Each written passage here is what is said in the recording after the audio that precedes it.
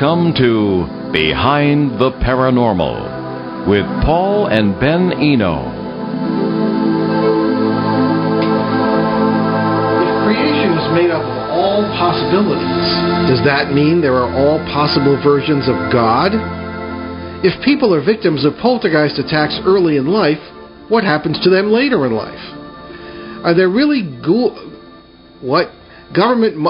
okay, somebody's controlling my mind here. Are there really government mind control experiments going on? Greetings and welcome to the 575th edition of Behind the Paranormal with Paul and Ben Eno. I am Ben, and those far-flung questions came from my co-host and partner in the paranormal, my dad. And our scheduled guest this evening is sick, as are a lot of other people, so we're switching next week's open line show to tonight. So we welcome your calls this evening. Numbers are 800-449-1240. That's from anywhere in the U.S. or Canada, or 401-766-1240. That is locally. Also, we will monitor emails. Paul at BehindTheParanormal.com is where you're going to want to go for that. Okay, well, let's get going with our emails. We have a couple hundred here from Facebook, so let's start with those. This is from Joel, and Joel does not say where he is from. Okie dokes. Joel from question mark writes to us, I am a relatively new listener, and perhaps this question has been answered already, but here goes. If I have the right idea, according to the math, absolutely anything imaginable or unimaginable does indeed exist somewhere or somewhen on the same plane of existence that we inhabit in our dimension. Now, if this is true, could... chew on that for a minute, but go ahead. Okay. Now, if this is true, could not one or multiple of these universes contain only one all-powerful, omniscient, something able to cross through the veil that separates all others and affect the inhabitants? If multiverse theory is proven true, does it also prove the existence of God? But then, if everything is possible, I suppose there could be a larger deity that eats gods for brunch. I feel these truths are far beyond our human capabilities to get to the bottom of. Also, using the multiverse theory, could there not exist a plane where yourself out of your body might indeed be pulled into after death? Everything is possible, right? Well, I suppose so. And yeah, I suppose so. Okay, I'm just going to grab this back so I can. There's a lot to. I should have marked that question. Mm-hmm. Yeah, no, I should have. Anyway, okay. Well, let's look at the background of what Joel is asking here. We talk all the time, maybe some of you are sick of it, about the multiverse, and that's our particular approach to the paranormal. We don't believe in spirit worlds or all this sort of 19th century stuff. We tend to think that quantum physics, or at least those in the field of quantum physics, physicists who happen to believe in this theory are correct, because this has been what I've seen. It's the best way to explain what I've seen in paranormal work since the 1970s, and Ben tends to agree since he's been involved in the early part of this century. So what we're looking at here is the theory that there are all kinds, probably an infinite number of parallel realities to ours. What you see in your life is not what you get. There's a lot more to it. And I think we suspect that. Our ancestors certainly did, looking at their beliefs. And I think that when we have paranormal experiences, we're not involved with spirits of dead people. We're not involved with the people who are actually there in parallel worlds, or maybe it's not people. Anything can possibly exist. And that's the gist of the background to this question. The idea that everything that can exist, could exist, or ever will exist, does exist, all simultaneously, no past, no future. And physicists of all kinds get into this, the nature of time and consciousness, that there is all things are simultaneous, and that within that simultaneity is everything that ever could be. We often joke, Ben, when we do the Halloween show, a Halloween show around that time, that the Great Pumpkin from the Charlie Brown cartoons that have been so famous for so long. Linus is always talking about the Great Pumpkin coming on Halloween and giving presents to all the good children and all this business. Everybody laughs. But had there not been some kind of being of that kind somewhere in the multiverse, somewhere, somewhen, Charles Schultz, the author of the comic strip, never would have been able to think of it. That's what we believe anyway, and we kind of have seen evidence for that sort of thing many times, and that's the background to this question. So, and again, I think we've got to make a distinction here. In Joel's question, he says, talking about the plane of existence that we inhabit in our own dimension, dimensions and parallel worlds are not the same thing. We use the term interchangeably very often, especially those of us who do not have doctoral degrees, but it really isn't the same thing. So, but terms can really mess us up when you're even thinking about this stuff. Now, let me just review this question again. Now, if this is true, could not one or multiple of these universes contain only one all-powerful, omniscient something able to cross through the veil that separates all others and infects the inhabitants? Okay, I think we can safely use the term God here as a generic term for this all-powerful force or something that may be involved in this, and may have initiated the creation that did all this. Theologically, that's my background. I would say that when you're talking about God in this context, you look back to what you may have been taught in religious education classes or Sunday school, regardless of your religion, that the creation is a result of God's love. Well, if God's love is infinite, why wouldn't creation be infinite? Why would there just be one creation? So theologically, the whole multiverse idea makes sense. God created every possible possibility. All right, and one of the things that comes in, and we just sent our next book to our agent today. It's finally finished, believe it or not, and we have a section in there about why is there evil? How come a good God would permit evil to exist? It's an age-old question, although the ancients didn't seem to ask it very much. They just threw up their hands and said, well, hey, it is what it is. But we tend to be a little more picky, and we'll question God on many things like this. But if you have a multiverse containing all possibilities, it may very well be a perfect creation, because all things may be in balance, and that is a perfect creation.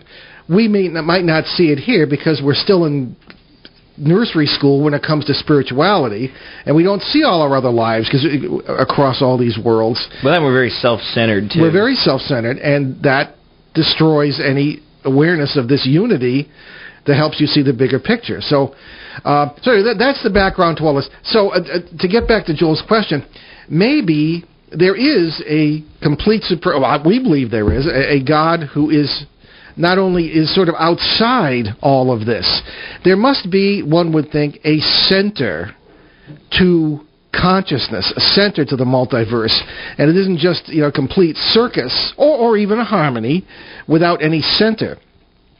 Perhaps because all things being, well, this gets into the chaos theory in mathematics. I suppose we don't need to do that, but the idea of everything being a fractal. Perhaps we are kind of fractals of God. Within us, there may be a central consciousness, and we kind of get into that in our book as well. But I think that perhaps I would agree with Joel that God, what we would conceive of as God, is outside of all the worlds. I always use the term God is coexistent with all time and conterminous with all space. In other words, everywhere and everywhen. So sort of outside. So what say you, Ben? No, I'd agree. I'd agree with that. It's a question that I don't feel I'm apt to answer. Yeah, it's kind of, it is what it is, and to try and define it, particularly with our limited language and vocabulary and concepts, because you can say the same word and people will hear it in different ways. Yeah. Probably is. But, I think the general idea that God is outside of all this, yeah. Now, on the other side, now let's go on with Joel's question.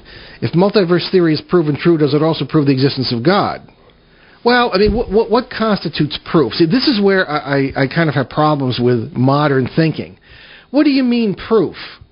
Proof according to what? I think our whole epistemology, our whole way of knowing what we know, or thinking of what we know, or thinking that we know, you can't even say it, is faulty. The proof is given in our terms, and if our epistemology is faulty, then the proof means nothing. So I don't know if this even means anything, trying to prove the existence of God. What proof do you need? People have been trying to do it for centuries, and there's always someone who's like, well, we don't know that, because it's like you're trying to... Well, it's a false construct. and people ask me if all these famous atheists were brilliant people or smart people like Trotsky or Lenin, whom I personally think was evil. Or Nietzsche. Or Stephen Fry. He was a well-known atheist, too. The fellow who played Jeeves in the Jeeves and Wooster comedies, and he's a well-known British actor. I mean, I don't have any respect for these people's intellectual ability or capacity, because how can they miss the whole point of the universe?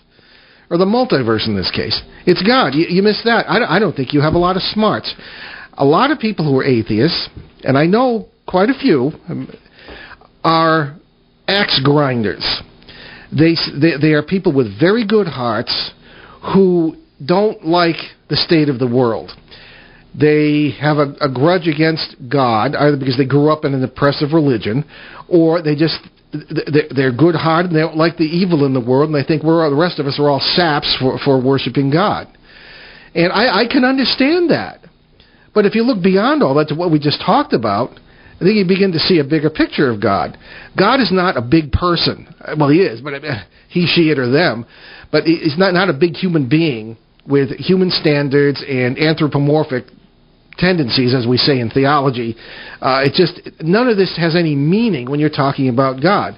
And you can read the book when it's published later this year and see what we're talking about. We'll talk about it on the air. Anyway, I mean, even Kant said in the end, without God, life would be meaningless, and he was an atheist. Immanuel Kant, yeah, that's true. So even a lot of atheists toward the end will sometimes recant that and realize that, sometimes the goofy. I'll ask them, what God don't you believe in? They'll say, nothing whatsoever, or others will describe some silly thing, and I don't believe in either. So it's just you can't intellectualize all this. So anyway, we'll go on with Joel's very involved and good and complex question. But then, if everything is possible, I suppose there could be a larger deity that eats gods for brunch. I'm not quite sure what that means. I'm thinking of Psalm 85 and the Council of the Gods, which nobody can explain beyond polytheism, and Christians get very upset and confused by that. Anyway, it's still there in Psalm 85, where God is among these other gods and lecturing them about being nice to people, so to speak, and I've always found it very interesting. And Joel goes on, I feel these truths are far beyond our human capabilities to get to the bottom of. Well, we agree.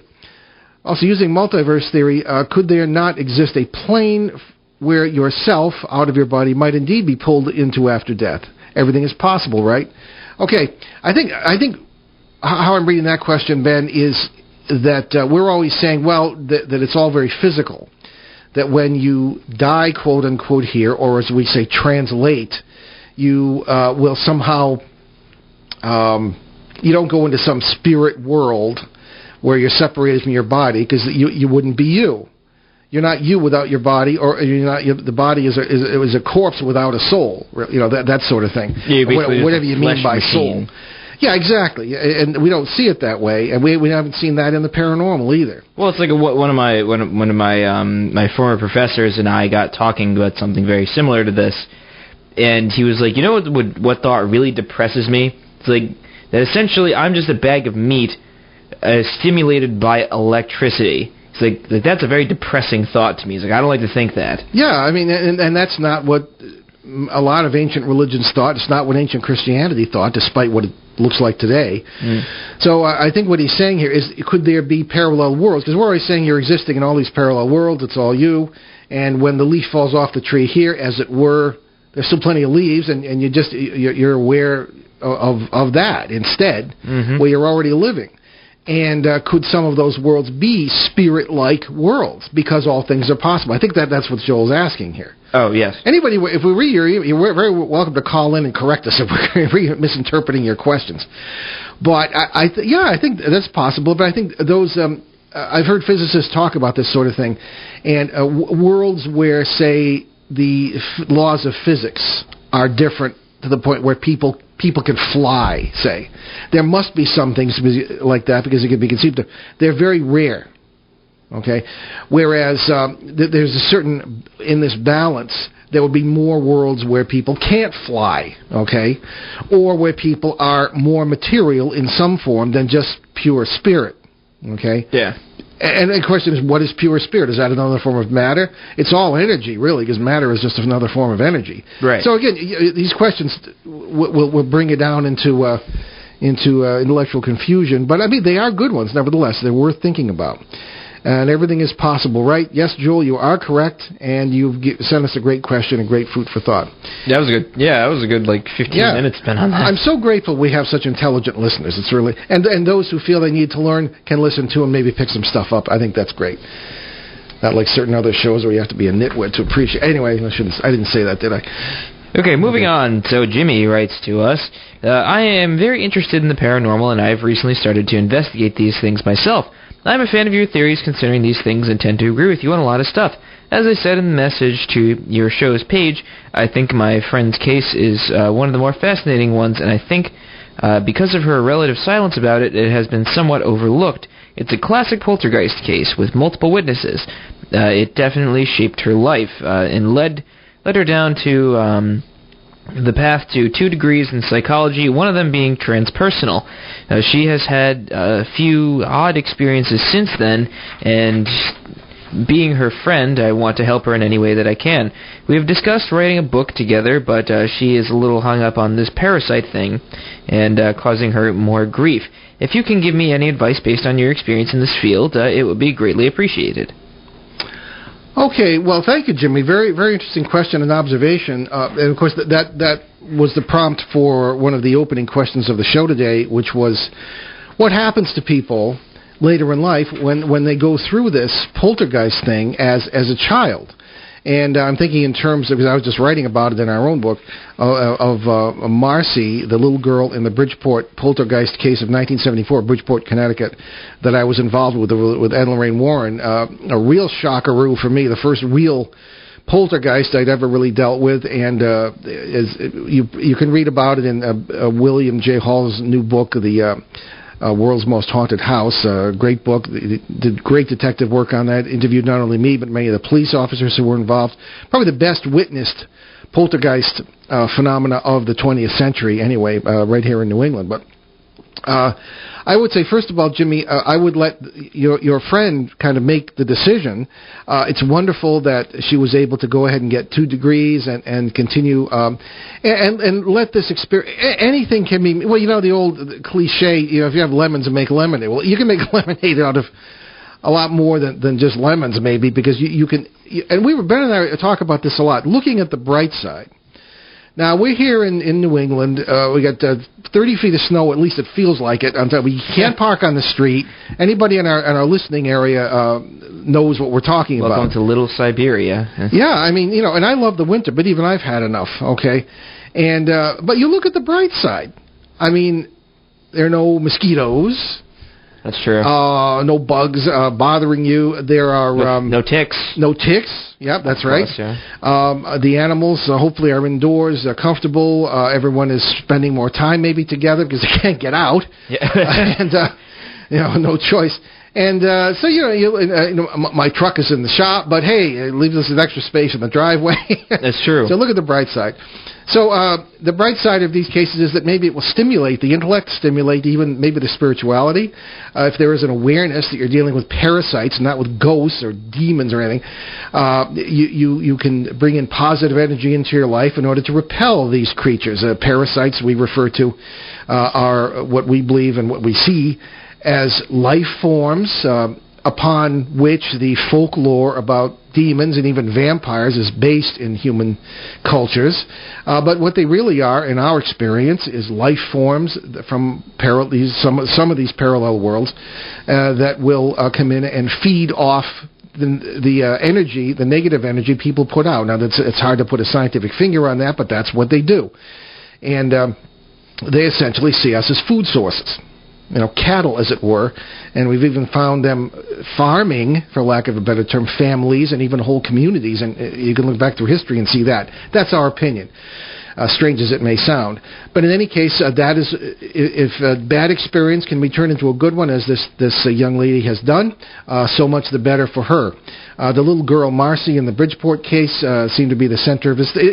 These things will pick on the most vulnerable in a family, and for some reason, they seem to pick on one person at a time. I had a case in Rhode Island here, right in our listening area, starting in 1998, that led from a parasitical infestation. Well, actually, there were two. One seemed subservient to the other. They do seem to have a pecking order and even a culture at times. And this one could not, after we worked with the woman in the household, the thing could not reach her anymore, and it went after the little girl. So they seem to go through, even in groups, go through certain people in the family one at a time. Strange thing, but that's the way it seems to be. So I would say if you plan to write a book, would that start it all up again? Well, it depends on what sort of parasite this is. Some of them do attach themselves to people, sometimes to families for generations, and they'd really need to know more about this in order to give you a more constructive and intelligent answer. However, I would say, Jimmy, let the young lady make her decision. If she wants to get in touch with us, we can perhaps further advise. But I think writing a book about the experience is not necessarily going to stir things up again, especially if it was a long time ago. But we'd like to know more about it before we answer. If you want to leave it behind, like that's totally her decision. This stuff can be pretty traumatizing. Absolutely. I mean, you should have seen this stuff in the Bridgeport house, and then I had a case a year later that was almost as crazy, except the press wasn't involved. So anyway, that just made it worse. Anyhow, there you have it, and let's move on to the next one. Okie doke. So Yvette from Whitensville, Massachusetts, writes to us. I would like to know why every movie, book, etc. that I read about spirits, they're all bad and evil. I know they're not all bad, but no one ever talks about the good ones. Most of the paranormal investigators wear black and have skeletons and all these weird things and horrid posters all around. I think this is false advertising, don't you? Well, yeah, I mean, I think it's silly. I mean, I think when you mean they have skeletons, you mean they portray skeletons and stuff and ghosts on their websites and all they have like a Jolly Roger on hoodies and such. I don't know how they expect people to take them seriously. I mean, any serious pursuit of this field. We're looking for research. Yeah. Well, I think they don't have skeletons, think of the boneless chicken ranch or something. Yeah. Well, anyway, but no, that's not what event means. In any case, I think you're right about that, certainly. Let me just see. I'm very verbal. Sure. Yeah, I just want to see the parts, the question of taking them in order. Yeah, every movie, book, etc. is bad and evil. Well, yes, that's good entertainment. And if anybody gets their paranormal education from Hollywood, I mean, as we say in Rhode Island, forget about it, because it's just not going to be of any use.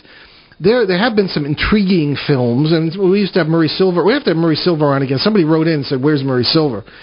Currently running for mayor of Savannah, Georgia. That's right. But he's also a man with a lot of connections in Hollywood and in Washington D.C. And he has some interesting points of view on some of these films. But there are some films that are, well, they say involve spirits, but there's some films that involve the paranormal. That most of them do seem to be negative, like The Conjuring, and think of that, and everybody's scared and screaming and running out of the house and all this. But there are some positive ones, too. I'm thinking of the movie Dragonfly. Dragonfly? Yeah, and a lot of people don't realize it. I think, was it Nicolas Cage or Kevin Costner, I think, was in it, and I can't remember the actors, but his wife was a relief worker or a doctor who worked in, I believe it was South America or somewhere, and she was killed in a bus crash. I don't want to spoil this for everybody, but apparently she was expecting a baby at the time, and they didn't know it, and she was killed. But in the end, the local indigenous people saved the baby, and something kept telling him, and he kept seeing, and it seemed real spooky. But in the end, it was incredibly beautiful because she led him to this village, and he found their baby. That was one of the most beautiful movies I ever saw. That does sound really nice, actually. You know, and that's the good side of the paranormal there, and I think it mostly is the good side.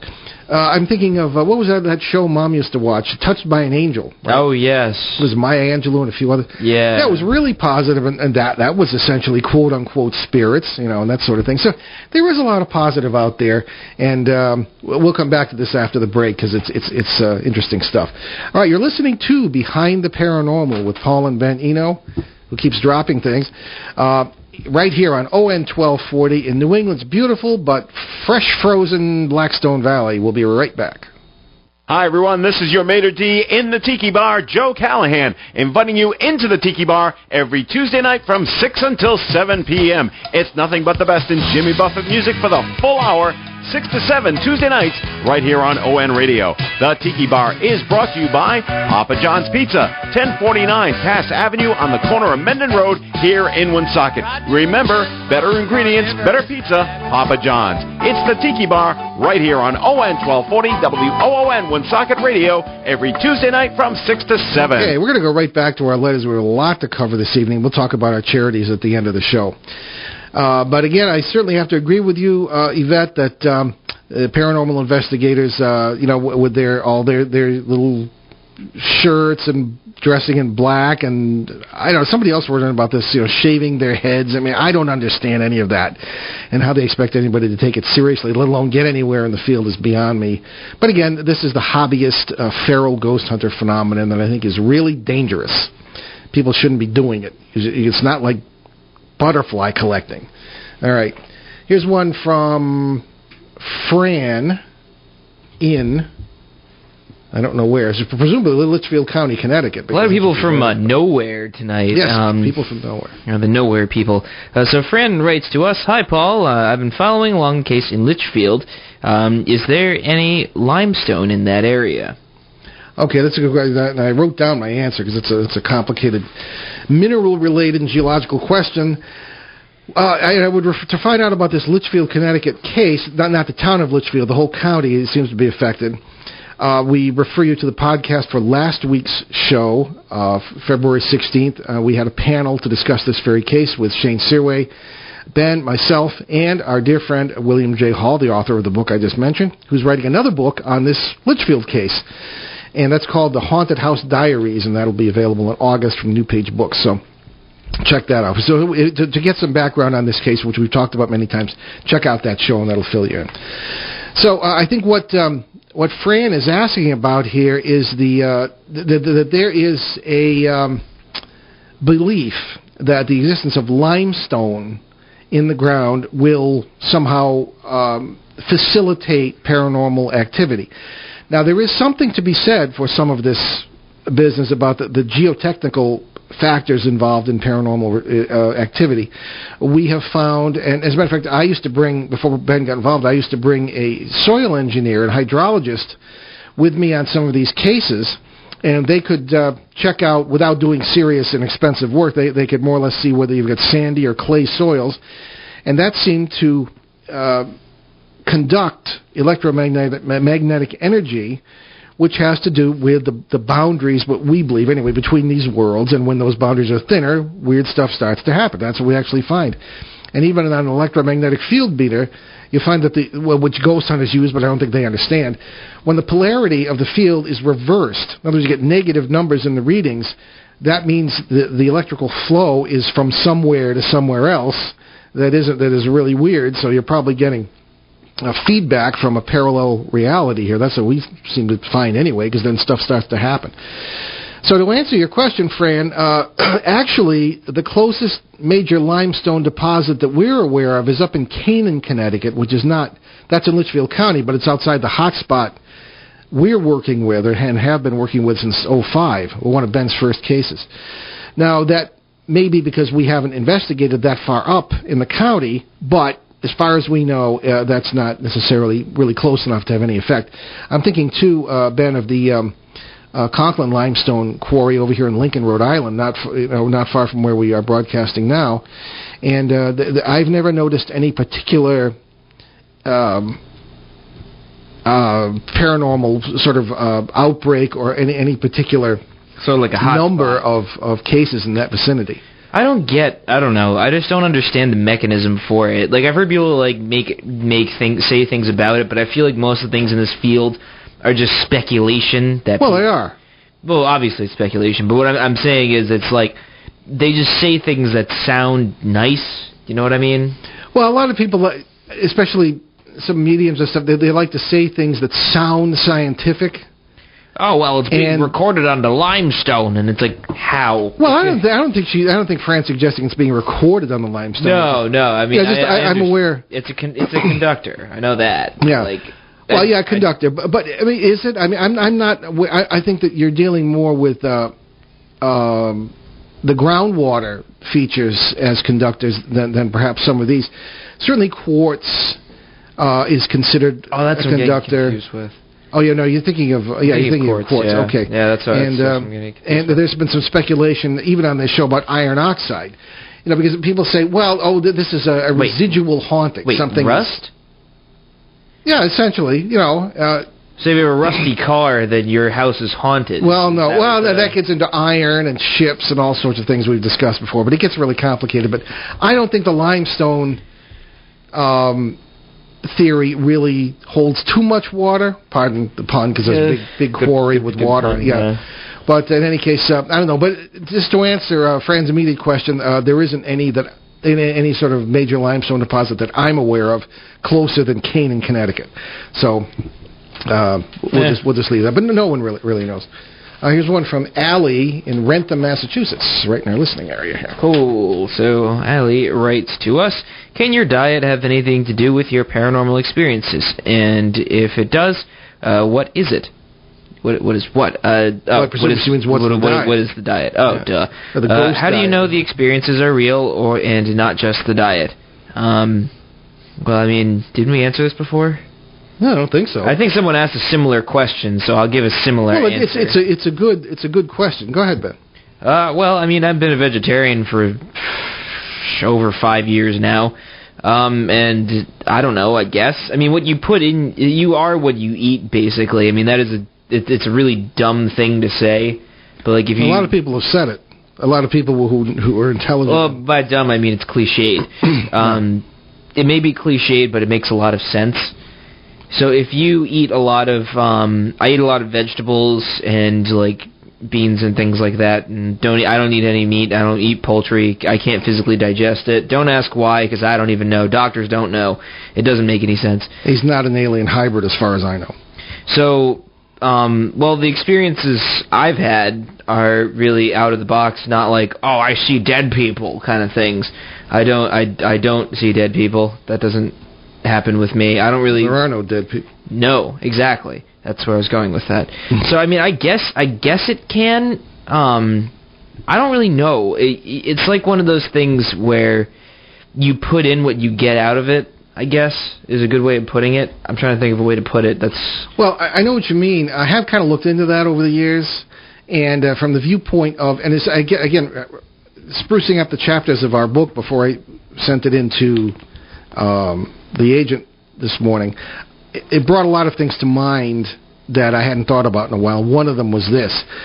I was thinking in terms of people who are considered, if you look back through history, very holy, or the Buddhas, or some of the saints, or people who just were known as mystics, or people who were guides for others in the spiritual life, didn't really go heavy on the diet. In other words, they didn't eat a lot of meat, because meat, for some reason, seems to... Well, it slows down the metabolism. It slows down the metabolism.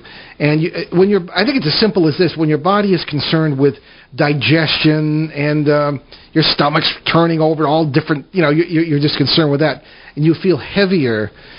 Your mind is not free enough, I don't think, to really be aware of what's going on around you. I actually read that somewhere. It was like heavy foods are like a weight upon your mind. Yeah. It's one of those things. So if you look at most spiritual diets, it's usually like eat less carbs, eat less meat, eat more like vegetables and fruits. It's really simple stuff. It is simple. You just have to tell yourself to do it. Yeah. Really. Now the question might arise, or arose in my mind more than once. Okay, we often point to our remote ancestors as being very aware of the multiverse. The shaman phenomenon, people using the multiverse to bring about what they needed in their lives, this sort of thing, in the shamanistic traditions. Well, a lot of them ate nothing but meat. It was all they could get in the winter. But on the other hand, they didn't seem to overeat. I mean, they didn't eat half a cow and then plop down in front of the TV set for 6 hours. They lived outside. They were always working, hunting. So there probably was something of a balance there. But for us, we live a very unnatural lifestyle in artificial environments. Half the foods are artificial. So I think, and I think there's a lot to be said for a simple diet that will help you spiritually. And maybe as a byproduct, this depends on what words you're using to describe what. Do you mean spiritual or paranormal? Maybe it's the same, two sides of the same coin.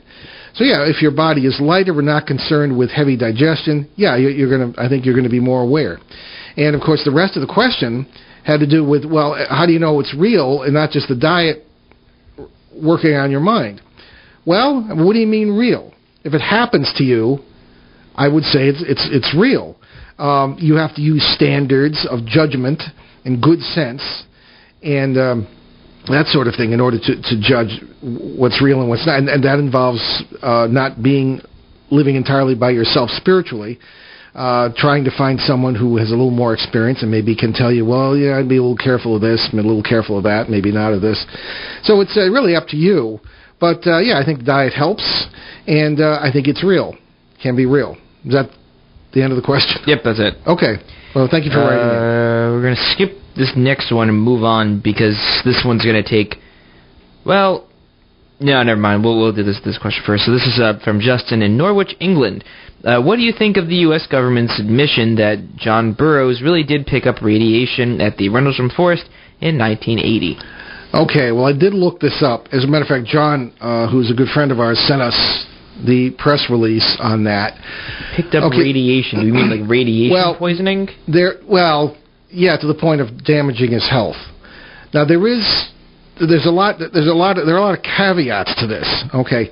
Now, for those who don't know, I refer you to our 1.5 million shows on the Rendlesham Forest case, which is very important in the history of UFO research and I think in paranormal research in general, because the whole area is hot and things are still going on there. Rendlesham Forest, just very briefly, is a forest in eastern England in the county of Suffolk. And as a matter of fact, Norwich, where our listener is writing from, is not far from there. He's probably been there himself. To this day, people see strange things. Ben and I saw strange things there, a lot of weird photographs, things like this, and it's definitely a very active paranormal place. But the best-known paranormal phenomena that occurred there was in December 1980, when U.S. Air Force personnel, there happened to be 2 air bases straddling this forest. They happened to see landings of craft, strange lights in the sky, of course, including high-ranking officers. There are varying stories about what happened, but nobody disagrees that John Burroughs and Jim Penniston, Air Force personnel at the time, went into the forest and had close contact with a landed craft. What it was is a matter of debate, but certainly can be described as a UFO or UAP, as they say today, unidentified aerial phenomena. Okay, and Jim and John have always been at the blunt end of the stick when it comes to the Veterans Administration and their medical care, because the government would never admit that they had any sorts of injuries from this, particularly radiation.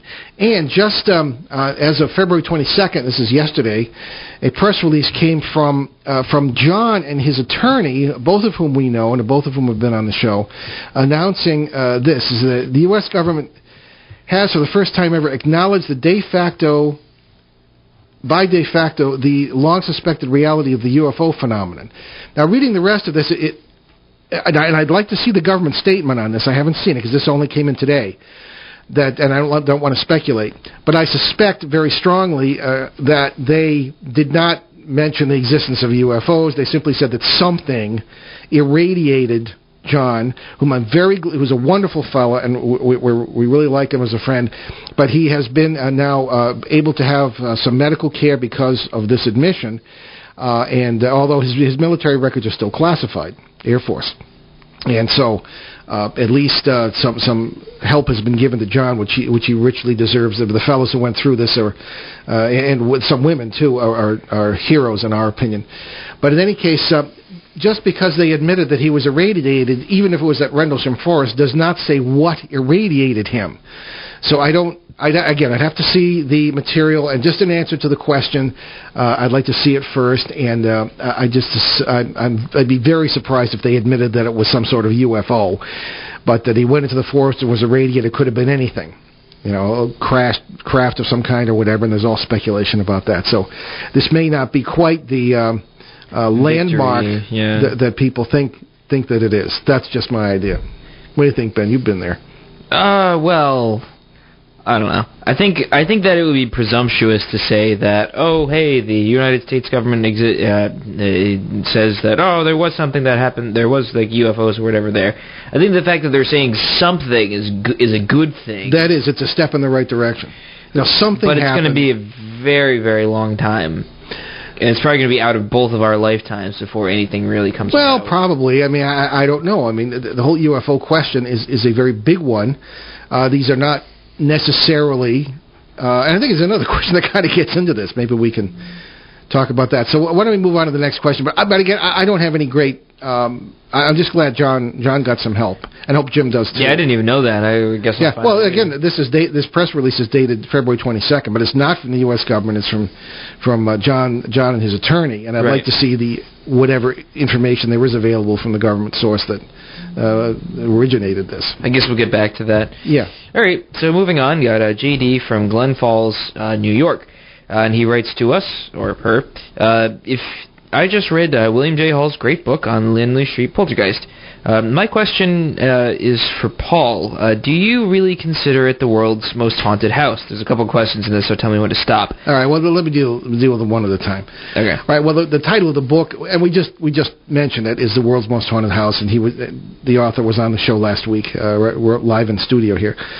Well, I mean, that's the title. The World's Most Haunted House was often considered Borley Rectory in England, which doesn't exist anymore, and it was Harry Price, one of the first ghost hunters, quote unquote, who wrote about it in the early 20th century.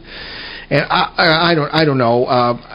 What do you mean by the world's most haunted house? So, what makes it most haunted as opposed to not most haunted? I mean, it's just the title of the book. I mean, I don't know. I mean, I was there, but there are a lot of places I haven't been that are pretty wild too. So I don't really know how to answer the question.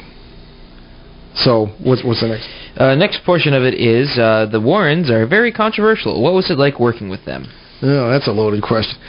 Okay, as I've said before, I have very happy memories of Ed and Lorraine Warren. Ed and Lorraine Warren, for those who don't know, were probably, I consider them sort of the grandmother and grandfather of modern ghost hunting, quote unquote, a term for which I do not have a lot of respect.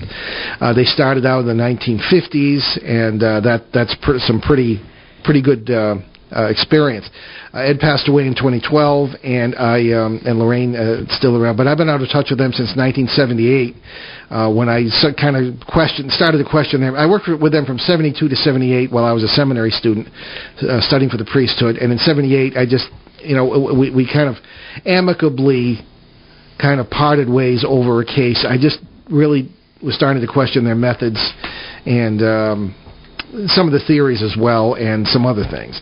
So, I mean, it was I was very close to them personally, particularly Lorraine, and I just, what was it like working with them? Well, it was confusing for one thing, not through any fault of theirs, I don't think. There was this case really was very chaotic, but of course I do blame Ed for inviting the media in. Ironically, I've been a journalist for 35 years, and the last people I would call are journalists to come in on a case like this. It does not serve the purpose of helping people, okay? This family, the Gooden family of Bridgeport, Connecticut, was just upside down. The things going on in this house, you had to see to believe. I witnessed flying objects, including refrigerators and things like that, television sets, in the presence of police officers and firefighters. And again, the book tells the whole story. It was in the news all over the world, and it was quite the situation. But had I been in charge, I never would have allowed it to deteriorate into that kind of situation. But in any case, it was what it was, and it was. I'm glad I did work with them. It was a wonderful experience. But again, I don't. If you look at their website today, they and their followers do not seem to have progressed beyond the 19th century. And of course, I was there too, because they were very devout Roman Catholics, so they said, and I was a Roman Catholic seminary student, and we had the same point of view on what this was all about, demons, okay? And I don't believe that anymore. I don't think that's good enough. But so it was great working with them, but I'm glad I kind of parted ways when I did. So I hope that answers the question. Okay, next portion of the question. This is one of two final pieces. If the media was all over this, why are there no pictures of things flying around? That's a good question. I'm often asked that. How come there aren't more pictures of it? Everybody today, you turn on the news and there's always somebody out there getting pictures of the automobile accident or the fire. However, how many pictures are there on the news of the fire actually starting? Because I suppose the person would have to be the arsonist in order to get the picture. Or a traffic accident as it occurs. Now, sure, now there are more of those because you have traffic cameras all over the place, and everybody's watching traffic, and you can see accidents as they occur. But back in 1974, and even now to some degree, these paranormal events happen very, very quickly. And you don't expect them. And as a matter of fact, I don't remember, just using that Bridgeport case as an example, I don't remember a single event, and there were a lot of things going on in that house, happening when I was looking directly at something. We'd be in the kitchen, and we'd hear a noise in the living room, and you'd look and you'd see the coffee table flipping over, jumping across the room, that kind of thing. I was at one point standing behind the little girl, this Marcy, as we mentioned earlier in the show, her chair in the kitchen table, and I had my hand on the back of the chair. Ed Warren had me watching this child the whole time we were there, a couple of days, to make sure she was not doing exactly what the police accused her of doing later, which was causing all these phenomena, which is nonsense. And that chair rose as I was holding it, and I pushed it back down, and I could swear I felt something letting go. Now, whether I had anything to do with that, I don't know. Paranormally speaking, when you're in contact with that, maybe that is something to do, but I don't know. So that's one of the closest times I ever came to actually seeing something occurring as it began, rather than turning to see it as it was happening. So it's not that easy to get photographs of something you cannot anticipate in any way. No. The only thing that is happening now, and Shane Searway has been doing this in the Litchfield County case, setting up cameras and just letting them run. People are doing that now, so there may be better pictures. But in the Bridgeport case in 1974, we didn't have that technology at the time. You had to be pointing a camera at something just as it happened, and that never seemed to occur. But that is a good question, and the place is crawling with reporters and people, and they saw things, but they didn't necessarily get pictures of them. So if there were any pictures taken, I don't know where they might be. And Bill Hall would have found them when he was writing that book. So what's the last part of the question? Okie doke, final portion. Have you had other cases like this, and were they reported in the media? No. Well, yes and no. Literally, I have had other cases, kind of like probably the one that was closest to that was a year later in North Haven, Connecticut, near Orange, Connecticut, actually, and it was it's written in my book, Footsteps in the Attic. I have a full account of it in there, and the Warrens were not involved. It was just me, and it was a friend of mine who I'd known from the seminary, and we had been. He had been helping these people who were trying to help them. There was a commercial / residential building. In other words, there was a storefront, like a convenience store, with an apartment above that in which the owners lived. Now, the man had passed away or translated, and people say, aha, it must have been his ghost. Well, now it's nonsense. And his wife was keeping the store going, and they had a daughter. Just one child. And the wife and the daughter continued to live above the store, and they had to close the store because weird things were happening. And she was very sensible about this, because this Bridgeport case was fresh in everybody's mind. It had been in all the papers and all over TV and radio, and people didn't want repeats of that, certainly not in their own homes. So my friend called me in, and I went down, and she pulled me in, and I went upstairs to the apartment, and you should have seen the place. I think it was the closest thing I'd ever seen to what Hollywood portrays as these poltergeists. There was scrawls on the wall, and the stuff would appear there, and I took pictures in there, but not a single one. I only got one blurry picture from that whole time. The woman had done everything to make it worse, unbeknownst to herself. She sent the daughter to live in with an aunt while this was going on, and she'd called in mediums, and then she'd had a seance. It used Ouija boards. This is all the worst stuff you can do. It just feeds the parasites and makes them stronger.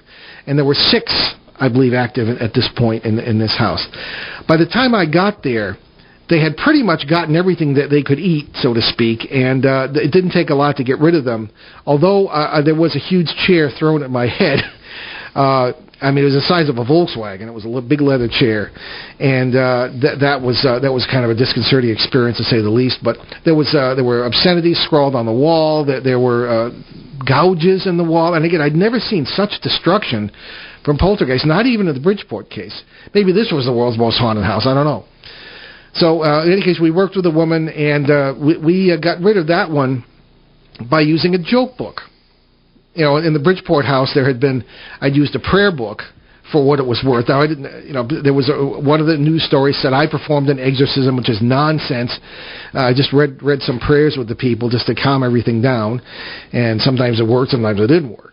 But in the New Haven or North Haven case, this was really serious. We brought in the daughter and my friend and the woman, and we just laughed it up. We brought in all kinds of positive energy through humor. And the thing was never seen or heard from again. But again, it had pretty much run its course. And as far as I know, and we do make sure we follow up on these things, there were no recurrences of this. And again, this is 45 years ago. So in any case, so I guess that's about all we have time for, Ben? Indeed. And thank you again for the very intelligent and thought-provoking questions. And we will try to find out more, I'm sure, about Jim Pennison's and John Burroughs' situation there with the government statement on whatever they said about the Reynolds from Forest incident, and if anything, and that they were... it's probably going to be nothing. It's probably just going to be a weird runaround. Well, it's still a step ahead. Yeah, so I'm glad for John. He's a good guy. Anyway, back to announcements.